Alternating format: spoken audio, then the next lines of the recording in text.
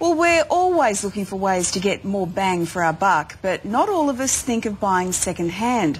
So this morning we're revealing the 4 products you should never buy brand new. And to tell us more, I'm joined by wealth advisor Wilson Luna. Good morning to you, Wilson. G'day, Lisa. Thanks for having us on. A pleasure. First one, let's go through them. First one is exercise equipment. Why is that good second-hand? Look, most of us have experienced the fact of buying an exercise equipment and at the end of it, it ends up being that coat hanger in someone's room. So one of the good things about exercise equipment, when we looked around and we researched that, we figured that, we looked at a few examples. One of them was, we looked at a brand new treadmill, $1,500.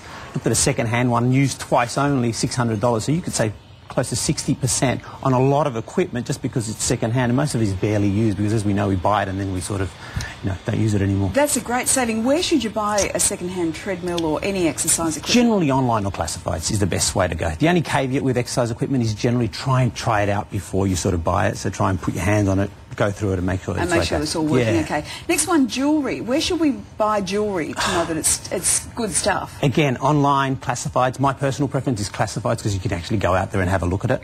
We looked at various groups, in various categories in there. One of them we looked at a Tiffany bracelet.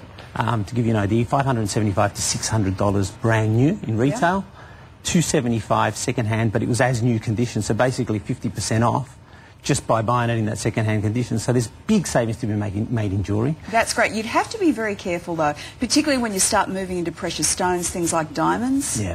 That's the main thing, yeah. Have a look at authenticity, diamonds, gold, whether it's real gold. How do you check that out? How would you know? Don't you need to be a gemologist to know? Generally speaking, take someone that does know about it. That's why I always suggest online, especially if it's overseas. I'd balk at it because I think, I'd rather have a look at it, take someone that can actually make sure that it's authentic. And ask for certificates, because there are certificates out there that if it's the real deal. Absolutely. Next one, CDs, DVDs and games. Why are they good value? This is great because, when we looked around, there was, like games, for instance, you can get them from around about $30 all the way up to over $100 on some games, and kids keep buying them, or dads do anyway. And what you do is every time you buy them, you look second-hand, you can get them for about $5 to $20. You can save between 40 and almost 80% just on buying them second-hand. The only caveat, again, is make sure that they haven't got scratches on them, and also ask the shops whether, in certain circumstances, some of them offer like a 7-day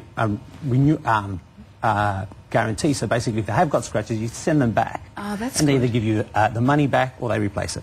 So. And where would you be buying those? There are shops that do deal in second-hand games and DVDs and all of those things. Absolutely. Not only that, you can generally get them from DVD stores or even game stores. They do all seconds as well, so there's heaps of places where you can get them from. Okay, and the last one is cars. We've all bought a second-hand car, but what sort of savings can we make? It's interesting. They call it the 20-20 rule in the industry, and they say first 20 minutes of driving a car, you depreciate 20%. Yeah. And what we found was when you looked around the same year, on the same year, you can actually get between 25 and 35% off the car. So if a car's 20 grand, let's say, brand new, you're almost saving $5 grand by doing nothing at all but just getting second. Are you better off buying from a dealer where there might be guarantees, or going straight to a private seller?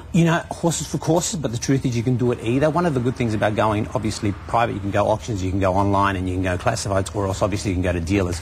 The main caveat behind this is make sure you get it revs tested, so there's no finance on it, and make sure that it's mechanically tested as well. Generally, the warranty will transfer across automatically in most cases, so there's generally no problems at all when it comes to that. Some great savings there. Wilson De Silva, Wilson Luna. Thank you very much. Thank you, Lisa. Over to you, Carl.